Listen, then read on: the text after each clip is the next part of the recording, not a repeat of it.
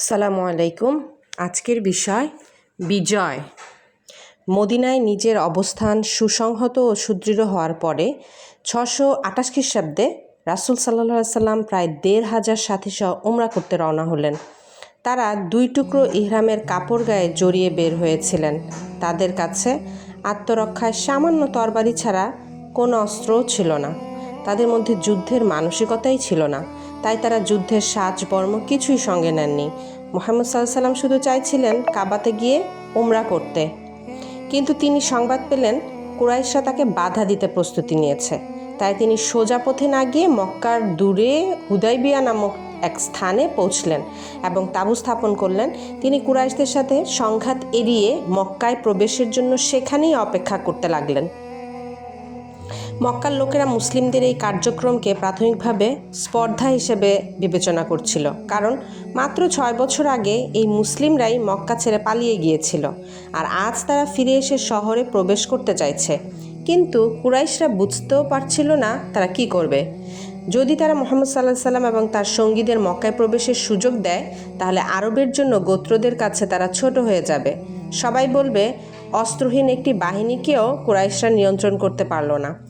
অন্যদিকে খুবই গুরুত্বপূর্ণ বিষয় ছিল, কারণ ঐতিহাসিকভাবে কুরাইশদের দায়িত্ব ছিল যদি কেউ মক্কায় এসে হজ উমরা করতে চায় তাহলে তারা তাকে সহযোগিতা করবে।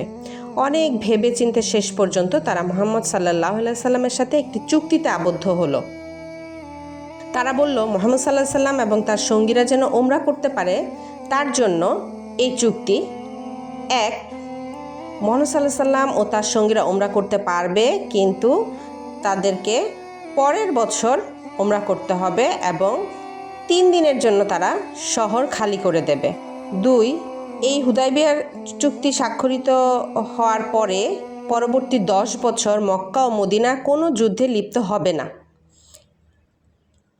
এই চুক্তির পর কয়েকজন সাহাবী অবশ্য হুদাইবিয়ার এই চুক্তিতে মোটেও খুশি ছিলেন না। তারা তৎক্ষণাৎ মক্কায় গিয়ে কুরাইশদের সম্পূর্ণভাবে পরাজিত করতে আগ্রহী ছিলেন। কিন্তু এই চুক্তিটি প্রকৃতপক্ষে মুহাম্মদ সাল্লাল্লাহু আলাইহি সাল্লামকে সংঘাত ও যুদ্ধ থেকে মুক্ত করেছিল, তাই তিনি নিশ্চিন্তে মদিনার বাইরে ইসলামকে ছড়িয়ে দেওয়ার কাজে মনোযোগ দিতে পারলেন। বাইরে আগ্রাসন ও অভ্যন্তরীণ প্রতারণার আর কোনো সম্ভাবনা না থাকায় নবীজি মুহাম্মদ সাল্লাল্লাহু আলাইহি সাল্লাম আরবের বিভিন্ন জায়গায়, এমনকি বাইজেন্টাইন এবং পারস্য দূত প্রেরণ করে ইসলামের দাওয়াত পৌঁছানোর কাজ শুরু করলেন।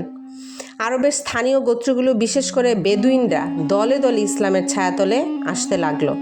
এমনকি মক্কা থেকেও লোকজন এসে ইসলাম গ্রহণ করতে লাগলো।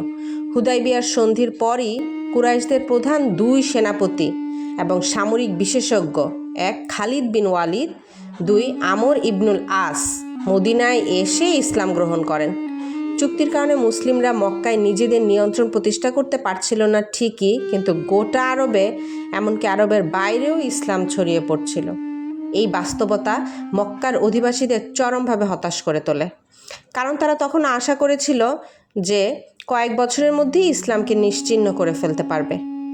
বরং হুদাইবিয়ার সন্ধি চুক্তিটিও পুরোপুরি মানা হয়নি। চুক্তি স্বাক্ষরের ঠিক 2 বছরের মাথায় কুরাইশদের ঘনিষ্ঠ এক গোত্র মুসলিমদের সহযোগী এক গোত্রের উপর মক্কার কাছাকাছি একটি স্থানে হামলা চালায়। 10 বছরের জন্য শান্তি রক্ষার কথা থাকলেও চুক্তিটি এভাবেই লঙ্ঘন হয়ে যায়। কুরাইশরা যেহেতু চুক্তি লঙ্ঘন করলো, এবার মুহাম্মদ সাল্লাল্লাহু আলাইহি সাল্লাম আর সময় দিলেন না। তিনি মক্কায় অভিযান চালানোর উদ্দেশ্য নিয়ে সকল মুসলিমদের একত্রিত হতে নির্দেশ দিলেন। এরপর আসলো সে চূড়ান্ত নির্দেশনা।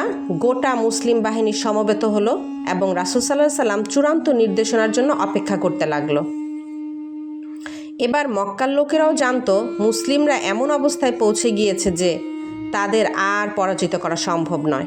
এবার শুধু মক্কা আর কুরাইশ ছিল একদিকে, আর মুসলিম সহ গোটা আরবের প্রায় সব গোত্র ছিল অপরদিকে আরবের ইতিহাসে এই ধরনের মেরুকরণ আগে কখনো দেখা যায়নি। নিরুপায় হয়ে কুরাইশরা কয়েক দফা সমঝোতার চেষ্টা করলো, কিন্তু কোনো ফল হলো না। অবশেষে 630 খ্রিস্টাব্দে 10,000-এর বেশি জনশক্তি নিয়ে মুহাম্মদ সাল্লাল্লাহু আলাইহি সাল্লাম মক্কার দিকে অগ্রসর হলেন। কুরাইশরা বিচ্ছিন্ন কিছু প্রতিরোধ করার চেষ্টা করলেও তা তেমন কোনো প্রভাব ফেলতে পারল না। মোটামুটি বলতে গেলে রক্তপাত ছাড়াই মুসলিমরা বিজয়ীর বেশে মক্কায় প্রবেশ করল। নিজেদের জন্মভূমিতে ফিরে আসার উচ্ছ্বাস তখনই পূর্ণরূপে অনুভূত হলো যখন সবাই উপলব্ধি করলেন যে এই দিনটিতেই মূর্তি পূজার বিরুদ্ধে ইসলাম জয়ী হলো, মিথ্যার বিরুদ্ধে সত্য লাভ করল বিজয়। আসসালামু আলাইকুম। আজ এতটুকুই।